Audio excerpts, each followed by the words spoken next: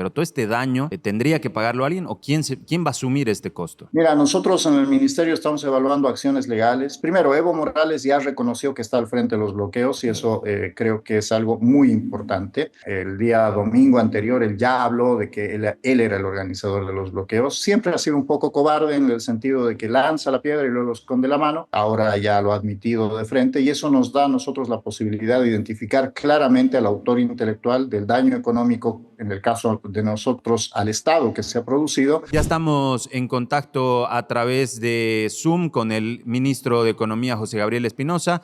Querido José Gabriel, muy buenos días. Gracias por atendernos. En principio, preguntarte ya nomás cuáles son desde el ministerio los efectos que se han detectado de estos 47 días de movilizaciones en el país y si esto está teniendo, más allá de todo el impacto interno, también una repercusión de la imagen del país frente al mundo, que claramente era algo que se estaba cuidando y que es muy importante para lo que se quería hacer en Bolivia. Buen día. Hola, buen día, Seba. Buen día al resto de la mesa. Como Buen siempre, un día, gusto estar con buen día. ustedes.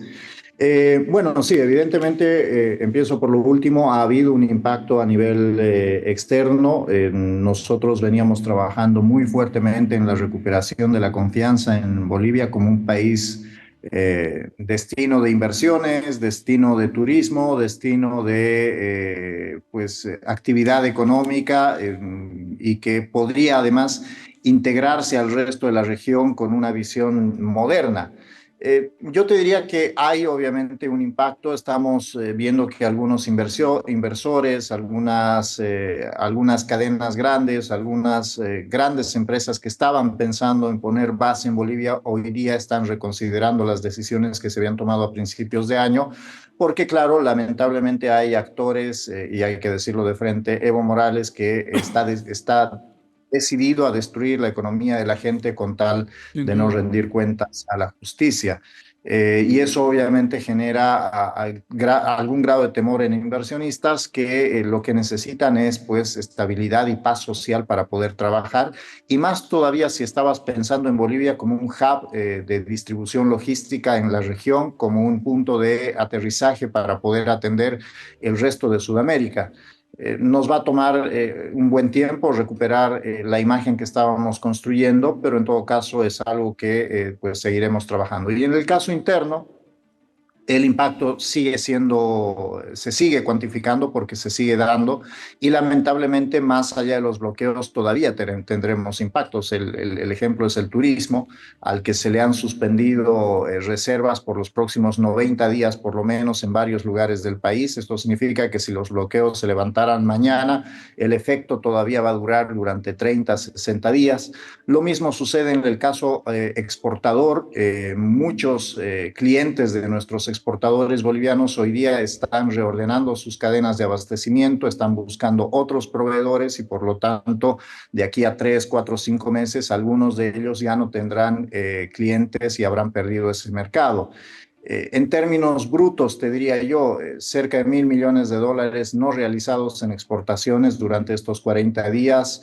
Hemos visto caídas en las recaudaciones y una subida en la inflación. Solamente para que se den una idea, este año íbamos a cerrar la inflación en un solo dígito. Luis Arce nos había dejado la inflación en cerca del 21% anual y nosotros estábamos apuntando a cerrarla por debajo del 10%. Estábamos en ese camino. Lamentablemente, ya los datos que tenemos de junio, los primeros datos de los primeros 10, 12 días de junio, nos muestran que va a ser difícil cerrarla por debajo de 2 dígitos por el impacto que hemos tenido en los precios, ya no solamente en La Paz, sino en otros departamentos donde ahora se viene un efecto de reducción de la producción. En mayo habíamos visto cómo el precio del pollo, para poner un ejemplo rápido, pasó de 18, 17 bolivianos por kilo a cerca de 15 en el caso de Santa Cruz y Cochabamba, porque el pollo que no se vendía en La Paz se tenía que vender en esas plazas y por lo tanto había una sobreoferta. A ver cómo en junio empieza a subir lentamente el precio porque el productor ya no está reponiendo pollitos. Por lo tanto, hay una caída en la producción del pollo a nivel nacional y esto significa que el precio, incluso en algunas regiones donde no hay bloqueos, pues empieza a subir porque la oferta, la producción se ha visto golpeada. Es realmente delicadísimo lo que ocurre. Te quería consultar ahí cortito. Esta factura que se sigue cuantificando, ¿la va a pagar alguien? ¿La va a pagar la gente? ¿La va a pagar el gobierno? ¿Hay alguien que tendría que pagarla? Porque es algo que se puede cuantificar incluso más allá de toda la cuestión, digamos, incluso penal respecto a los fallecimientos. Pero todo este daño, ¿tendría que pagarlo alguien o quién va a asumir este costo? Mira, nosotros en el ministerio estamos evaluando acciones legales porque como nunca en la historia, primero, Evo Morales ya reconoció que está al frente de los bloqueos y eso creo que es algo muy importante. El día domingo anterior él ya habló de que él era el organizador de los bloqueos. Siempre ha sido un poco cobarde en el sentido de que lanza la piedra y luego esconde la mano. Hace un par de días, ahora ya lo ha admitido de frente y eso nos da a nosotros la posibilidad de identificar claramente al autor intelectual del daño económico, en el caso de nosotros, al Estado que se ha producido, pero también habría que ver acciones legales por parte de la ciudadanía porque aquí ha habido, además de vulneraciones a los derechos civiles y humanos, también ha habido vulneración al derecho al trabajo, al derecho al buen vivir que está en el consagrado en la Constitución que él mismo impulsó, está al derecho a llevar adelante su actividad económica. Entonces hay afectaciones a derechos económicos hacia la ciudadanía y hoy día ya hay un responsable claro. Como te digo, nosotros estamos evaluando las acciones legales contra esta persona porque definitivamente ha habido un daño económico, no solamente al Estado, ha habido daño económico a los distintos niveles subnacionales. Hoy día, hay que ser honestos, alcaldías y gobernaciones de todo el país van a recibir menos coparticipación, por ejemplo, porque se ha vendido menos, se ha consumido menos y por lo tanto hay menos impuestos que coparticipar. Y también se están afectando a las familias principalmente, ¿no? Gabriel, primero agradecerte la honestidad intelectual, porque no estás faltando ninguna de las reglas de la ética ni de los datos. Los datos son realmente preocupantes. Menos 3,2 están viendo el Banco Mundial, que sería nuestro crecimiento. Y el Banco Mundial es uno de los aliados que tienen ustedes como gobierno para salir de la crisis. ¿Crees que esto los va a frenar al Banco Mundial? Mira, Carlos, buen día, como siempre un gusto. No, cuando el Banco Mundial, el FMI, el BID sacaron sus proyecciones, nosotros estábamos confiados en que nuestro resultado del 2026 iba a ser mucho mejor. Porque claro, ellos hacen proyecciones anuales en base a los datos del pasado y nosotros teníamos claro qué estábamos haciendo y teníamos información mucho más reciente. Y por lo tanto teníamos la confianza de que íbamos a tener un crecimiento cercano al 0,5, entre 0 y 0,5% este año, lo cual era una gran victoria Claro. considerando lo que nos había dejado Luis Arce, ¿no?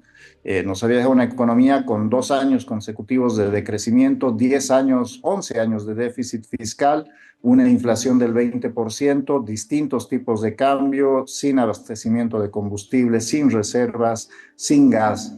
Y por lo tanto, estabilizar eso ya era una victoria. Pero lamentablemente en estos 40 días, y aquí hay que ponerlo muy claro, Luis Arce destruyó la economía, nos obligó a tener un plan de recuperación. Evo Morales la devastó y ahora nos obliga a recuperar nuestra economía, a reconstruir nuestra economía. Ese dúo dinámico que ha destruido la economía de Bolivia, hoy día nos deja en ese escenario en el que tendremos probablemente un crecimiento negativo este año. Espero no llegar a las previsiones del Banco Mundial o del FMI, pero es probable que tengamos ese escenario. ¿Pero sigue siendo un aliado de ustedes? Sí, sí, en ese sentido, y aquí hay que reconocerlo, todos los organismos multilaterales se han puesto la camiseta de Bolivia, no del gobierno, de Bolivia. Fíjate tú que CAF nos dio en diciembre en Panamá el Bolivia Day. Es un lugar donde se puede mostrar a Bolivia al mundo, desde inversionistas hasta personas que hacen proyectos sociales, de riego, de infraestructura. Lo mismo sucedió con el sector privado cuando nos fuimos a Davos, primera vez en la historia que Bolivia participaba de Davos, ahí donde se concentra la riqueza del mundo, querían saber qué pasaba con Bolivia. En el caso de las reuniones de primavera en el FMI, primera vez en los 70 años que Bolivia participa que pudimos hablar como país Pero era una frente a... Bolivia, perdón que te corte, era una Bolivia antes de los 42 días o 47 días. Claro. Pero el acompañamiento continúa, seguimos trabajando con qué ellos. bien. De hecho, hablo bastante seguido con varios directivos de alto nivel de todos los multilaterales y todos están esperando el go para ayudar, para colaborar. Entonces, en este sentido, ellos tienen muy claro hacia dónde vamos y también se entiende esto, y aquí viene una lectura un poco más política que económica, Carlos. Hay que entender que el año pasado en las elecciones derrotamos a esta organización narcoterrorista y la sacamos del gobierno, pero eso no significa que la hayamos sacado del país. Y durante años, Evo y Arce, ese dúo dinámico, digo yo, se encargaron de destruir la institucionalidad del Estado y vaciar todo lo que tenías en el Estado y lo pusieron por fuera, en estas organizaciones paramilitares, criminales y demás que hoy día ya tenemos identificadas. Eso no desapareció del país. Y no importa quién iba a estar en el gobierno, ellos iban a resistir el cambio, porque a ellos no les importa una economía integrada al mundo que funcione en base a la inversión, al trabajo de la gente, en base a caminos que vinculen el Pacífico con el Atlántico. Lo que les importa es una economía que dependa de las dádivas que dé el Estado, a una institucionalidad muy débil, que sea permeable a la corrupción, a una institucionalidad que no sea capaz de perseguirlos, por ejemplo. Y claro, en el momento que tú detienes a un Marcet o que tienes arrinconado a un Evo Morales en el Chapare y no lo dejas salir, que haces operativos en el Chapare, muy cerca de donde está escondido Evo Morales, pues claro, esta institucionalidad paralela reacciona con la virulencia con la que ha reaccionado en estos 40 y pico días. Buen día, José Gabriel, ¿cómo estás? Yo quería hacerte la pregunta sobre lo que dijo Cristian Morales, el viceministro de Hacienda y Crédito Público de Bolivia, donde comentaba que es posible la unificación del tipo de cambio esta semana. ¿Es cierto o no es cierto? Y en todo caso, si se da esta unificación, ¿cuál sería el rol del Banco Central? Mira, esto tiene que ver con lo que venimos diciendo desde hace ya semanas. O meses incluso. Nosotros hemos venido para ordenar la economía, para darle previsibilidad a la gente. Hemos estado trabajando para reducir los distintos tipos de cambio. Cuando llegamos al gobierno, 5 o 6 tipos de cambio distintos. Hoy día está el referencial y el oficial. Y el camino es muy claro. Nosotros hemos planteado que vamos a unificar el tipo de cambio tarde o temprano. Puede ser esta semana, puede ser la otra. Dependen las condiciones que nosotros evaluemos y ahí tomaremos decisiones. Puede ser de aquí a 3 o 4 semanas. O sea, no hay un tiempo exacto, pero sí está claro que nosotros apuntamos a la unificación. Ya sabemos el valor del tipo de cambio en el mercado, lo hemos encontrado sin gastar $1. Y esto es algo también que, perdonen que lleve agua a mi molino, pero cuando hablábamos hace unos cuantos meses atrás, te decían que para unificar el tipo de cambio necesitabas 1.000, 2.000, 3.000 millones de dólares porque necesitabas encontrar el valor de mercado. Nosotros lo hemos hecho sin gastar un solo dólar, con transparencia en el mercado, con datos publicados, se sabe exactamente cuál es el valor de mercado y por lo tanto no hace falta quemar reservas. Y obviamente en un nuevo escenario donde volvamos a tener un tipo de cambio único, que sea flexible, que se pueda mover, que le dé previsibilidad a la gente, pues el rol del Banco Central es muy claro, tiene que defender la estabilidad cambiaria y monetaria. Eso significa no imprimir dinero, no financiar el déficit fiscal. Dicho sea de paso, este año el crédito interno del Banco Central al TGN, al Tesoro General de la Nación, es cero. Nosotros no hemos pedido prestado un peso para financiar déficit fiscal al Banco Central. Y eso obviamente es parte de una disciplina que va más allá de cualquier compromiso, es una cuestión de ordenar la economía. Así que estamos en ese camino, en algún momento se va a anunciar, pero en todo caso está claro que siempre hemos sido transparentes al respecto y vamos hacia eso. Ahí le agrego una cosita simplemente sobre esto mismo, si puedes explicarle por favor a la gente qué vendría a ser la unificación y cómo le afecta directamente a la persona que por ahí, no sé, tiene un crédito, o sea, ¿en qué impacto va a tener en la economía esto de la unificación que podría darse de aquí a una semana, 3, dependiendo cómo lo evalúen ustedes? Absolutamente nada, porque hoy día prácticamente todas las transacciones ya se hacen al tipo de cambio referencial. Es más, yo te diría que aquellos que reciben remesas, por ejemplo, ya no tendrías que discutir con el banco si es 6,96 o 9,90 o 9,80, como está hoy día en el referencial, porque ya habría un solo tipo de cambio. Ya los precios ya no estarían, te pongo el ejemplo de un vehículo, por ejemplo, cuando tú vas a comprar, si te dicen si pagas en efectivo y en dólares, son X dólares, si pagas con crédito y en bolivianos, el valor va a ser X dólares porque aquí hay que usar otro tipo de cambio, eso desaparecería, se ordena, volvemos a un solo tipo de cambio. La gran mayoría de la gente tiene deudas en bolivianos, por lo tanto eso no se vería afectado, no debería haber ningún problema, no se reajusta ni nada por el estilo, porque los contratos de deuda ya están firmados y no se pueden modificar. Tus obligaciones en bolivianos tampoco se verían afectadas.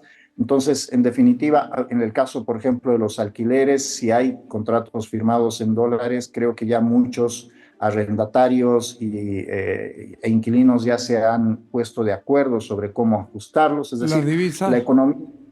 las divisas, Bueno, hoy día los dólares técnicamente están en el orden de los 9 bolivianos con 80, con 90, porque la referencia del mercado es el referencial, no es el tipo de cambio oficial. Y nosotros hemos hecho esto también de una manera muy transparente, hemos aislado ese tipo de cambio que generaba distorsiones. Hoy día el sector público hace muy pocas operaciones con ese valor y en realidad todo el mercado funciona con el referencial. pero hay una plata que ustedes tienen, que el Estado tiene de los empresarios que todavía no les han devuelto. Mira, esa es una gran pregunta y qué bueno que lo mencionas. Desde el día lunes empezamos la segunda etapa de devolución a los ahorristas en dólares. Recuerda tú que en febrero iniciamos una primera etapa, aquellos que tenían depósitos entre 0 y 1,000 dólares, se les empezó a devolver de manera irrestricta. El día lunes, que es 15 de junio, arrancamos con la devolución a quienes tienen desde 1,001 hasta 3,000 dólares. Cualquier persona va a poder ir al banco a recoger sus depósitos si quisiera hacerlo y los va a poder retirar en dólares. Ahí no importa cuánto está el tipo de cambio, porque tendrá el billete verde en la mano y por lo tanto pues recibirá los dólares. Depositó dólares, recibe dólares. A partir del 15 de julio, desde 3,001 hasta 5,000 y así sucesivamente. Entonces, no habrá un efecto. Cada mes se irá dando un nuevo segmento de depositantes. Por lo tanto, aquí no habrá un efecto cambiario, Carlos. La gente que depositó billetes en dólares va a recibir esos mismos billetes y por lo tanto no habrá preocupación sobre si el dólar está a 6, 7, 8 o 9, porque en definitiva si depositó 100 dólares va a recibir 100 dólares, ¿no? Y ahí mi pregunta, en realidad tengo dos, voy a aprovechar para hacerte las dos en uno. ¿Cuál sería el impacto en el sistema financiero bancario, ¿no? Con esta devolución de dólares? ¿Han previsto algo? ¿Van a hacer algo con los bancos? Y por otro lado, ya se termina el plazo en estas semanas del precio que se ha fijado a los hidrocarburos. ¿Va a haber un reajuste nuevamente a los precios? Empiezo con eso último. No, en el corto plazo no va a haber. Entendemos además que, a ver, aquí hay dos cosas. Está claro que si los precios del petróleo seguían en los niveles que iban hasta hace una semana atrás, Bolivia tenía muchos problemas, ha caído, sí. porque volviendo a la subvención. Pero como les había dicho, y creo que la anterior vez que estuve con ustedes también lo habíamos discutido, les decía, hay que ver cómo va a evolucionar esta situación, porque como gobierno nosotros no podemos tomar decisiones en base a los datos de un día o de dos o de una semana. Y casualmente, hace un par de días ya se llega a un acuerdo con Irán, Estados Unidos e Irán llegan a una tregua y el precio del petróleo ha empezado a bajar muy rápidamente. Esto significa que si esta tendencia continúa en las próximas semanas, volveremos a los niveles de equilibrio que nosotros teníamos. Entonces, fíjate que se valida un poco lo que habíamos dicho hace un par de semanas con ustedes. Sobre el tema de los bancos. El Banco Central tiene un plan de generación de divisas y aquí también algo muy importante. Yo he escuchado a unos ex colegas analistas decir que nosotros nos estábamos endeudando para devolver los dólares del CPBIS. Falso. El Banco Central ya había devuelto un primer tramo sin necesidad de tomar créditos y de hecho todo el plan de devolución de divisas que nosotros tenemos de depósitos se había anunciado antes de emitir bonos soberanos. ¿Por qué? Porque el Banco Central va a ir generando las divisas a partir de distintas operaciones para irle proveyendo a los bancos de estos dólares de tal manera que la gente que vaya a retirar sus dólares del banco, el que quiera hacerlo, pues no tenga ningún inconveniente, los bancos van a recibir esos dólares y los van a poder devolver a sus depositantes. Perdón, esta pregunta, ¿y el Banco Central de dónde va a tener esos dólares? ¿De los Mira, créditos? el Banco Central ha estado comprando y vendiendo oro por encima de las 22 toneladas, para que no se malinterprete. El Banco Central tiene siempre 22 toneladas por lo menos de oro. A eso hay que sumarle que hace inversiones, tiene un portafolio, parte de los dólares que nosotros hemos traído como gobierno central, entre los 1.000 millones de los bonos soberanos y los desembolsos que tenemos de deuda externa que ya había sido contratada, eso también genera ciertos rendimientos, eso también se puede utilizar. Y obviamente el Banco Central tenía otros activos pequeños, muy poquitos, pero los tenía y los está haciendo girar para que puedan rendir los dólares suficientes para que se devuelvan esos dólares, los dólares de los depositantes. Da la impresión de que en la macroeconomía no tenemos por qué preocuparnos porque la cosa anda más o menos bien, pero ¿cómo vamos a reactivar la microeconomía? Estos tipos nos han deshecho la economía chica, la del día a día, y cómo se reactiva eso. Pues sí, tienes toda la razón, Carlos. El desafío ahora ya no es un desafío de recuperación o reactivación, Claro. que era el que teníamos en diciembre. Este es un desafío de reconstrucción. Hemos pasado una guerra. Escuchaba igual el otro día a alguien que hablaba del COVID, por ejemplo. Yo diría que esto va a ser peor que el COVID porque el 2020, a pesar de toda la crisis política que hubo el 2019, la economía todavía tenía ciertas reservas, todavía tenías musculatura. El ministro de Economía de Evo se encargó de destruir todo y nos dejó una economía reventada y ahora Evo la termina de destruir, ¿no? Entonces va a haber que implementar un plan de reconstrucción de la economía. Aquí hay 3 niveles con los que hay que trabajar y nosotros en los próximos días ya presentaremos algunas medidas para los 3 niveles. El primero es la familia y sobre todo la familia que ha estado en el lugar del conflicto, donde Evo ha atacado con toda su furia. La Paz, El Alto, los niveles de pobreza se van a disparar porque durante 40 días estuvieron imposibilitados de trabajar. Durante 40 días, el transportista que no pudo salir a trabajar enfrentó también precios que duplicaron o triplicaron su gasto. Y a eso sumale gastos que usualmente no tiene. Te doy un ejemplo. 40 días de los niños, de los chicos en clases virtuales, te exigieron gastar más plata en tarjetitas de teléfono. Claro. Que tenían que conectarse al colegio y ahora, como no podían ir, tenían que gastar más plata en datos, algo que no se hace normalmente. Entonces, no solamente tus ingresos bajaron, tus gastos normales subieron, sino que aparecieron nuevos gastos. Esa destrucción de la economía comandada por Evo hay que compensarla de alguna manera a estas familias que han vivido en la zona de guerra, vamos a llamar. Luego está el tema de las empresas.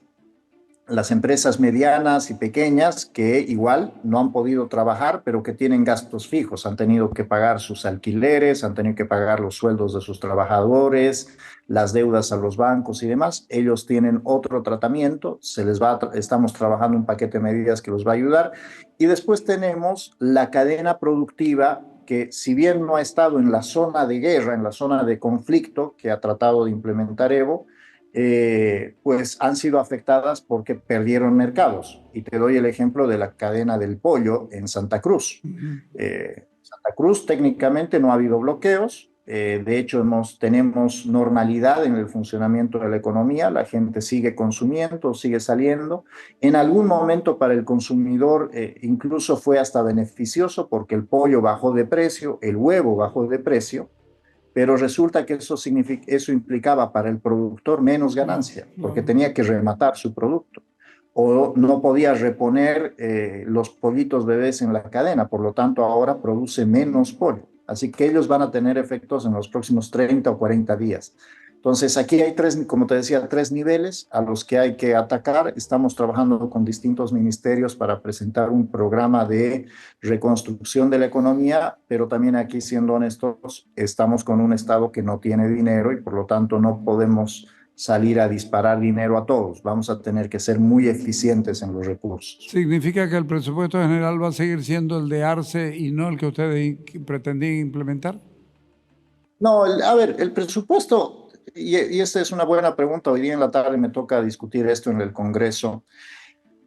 El presupuesto del Estado no se arma de la noche a la mañana. Es un presupuesto que se construye. De hecho, ya estamos iniciando el proceso presupuestario para el 2027. Estamos a mediados de junio, ya venimos tarde por el tema de los conflictos, pero deberíamos haber empezado más o menos en mayo. Se toman entre 6 y 7 meses para poder construir un presupuesto. Así que era imposible para nosotros hacer un presupuesto nuevo. ¿Qué estamos haciendo? El presupuesto fue aprobado y sobre ese mismo presupuesto nosotros hemos generado nuevas reglas de gasto fiscal, nuevas reglas de comportamiento fiscal. Con el presupuesto de Arce nosotros tenemos ya 4 meses de superávit fiscal. Llevábamos hasta abril 2.000 millones de bolivianos de superávit acumulado. Cero financiamiento del Banco Central al TGN, cuando en el año pasado, ya para febrero, habían pedido el primer crédito al Banco Central. Estábamos frenando la inflación y eso significaba que el TGN dejaba de malgastar plata y al mismo tiempo el Banco Central dejaba de emitir. Es decir, el presupuesto es eso, es una suposición de lo que creemos que va a pasar, pero depende de ti ajustarlo en el corto plazo. Y nosotros veníamos ajustándolo. Hemos presentado una modificación al presupuesto para, primero, transparentar lo que nos había dejado, porque Arce había subdeclarado los gastos y había sobredeclarado ingresos para encubrir el déficit. En realidad, el déficit que tenía proyectado ese gobierno era del 16% del PIB. Así que nosotros lo bajamos al 9%, cerca de 7% de reducción del déficit en un solo año. Eso es 50% más de lo que hizo Milei en su primer año. Y aparte, estábamos generando más recursos para las alcaldías y gobernaciones, más recursos para salud y educación. Último dato, en el mejor año, Evo Morales, el 2014, creó 1.500 nuevos ítems en educación. Nosotros este año estamos creando 3.000 nuevos ítems en educación. Con la crisis que nos dejó su ministro de Economía, a pesar de la crisis que nos dejó su ministro de Economía, estábamos creando el doble de ítems en educación que lo que él había creado. Entonces, estábamos reordenando el gasto, pero también aquí hay que ser claro. Yo como ministro de Economía no me puedo meter a decirle a Mamén, a JP, a la gobernadora de Pando o a la gobernadora de Tarija en qué tienen que gastar. Ellos tienen autonomía. Nosotros habíamos hecho la reducción del gasto en el nivel central y tenemos que sentarnos a charlar con los gobiernos subnacionales para ver cómo hacemos más eficiente el gasto en los niveles subnacionales, porque el problema no es del gobierno central solamente, Carlos, el déficit fiscal claro. es de todos. Ok, por mí, gracias. Querido José Gabriel, te agradezco muchísimo el tiempo de poder estar con nosotros. Se viene una etapa dura, así que, bueno, va a necesitar también más horas de trabajo, me imagino. Así que un fuerte abrazo. Te mandamos una taza de café. Adelgazado, ¿no? Ah, Pues sí, Sí, Ah, se nota. de hecho estamos cuantificando en el gabinete, todos hemos perdido peso. Personalmente ya llevo por el kilo 5, quizás esto tome un par de kilos más, pero bueno. Hay algunos que necesitan más y otros, digamos, vos estabas bien, digamos, ¿no? Hay otros que me imagino que les necesitaban ese ministerio como para entrar en un plan de salud. Te agradecemos mucho. Un abrazo grande. Gracias, José Gabriel. chao, chao, Un abrazo. gracias.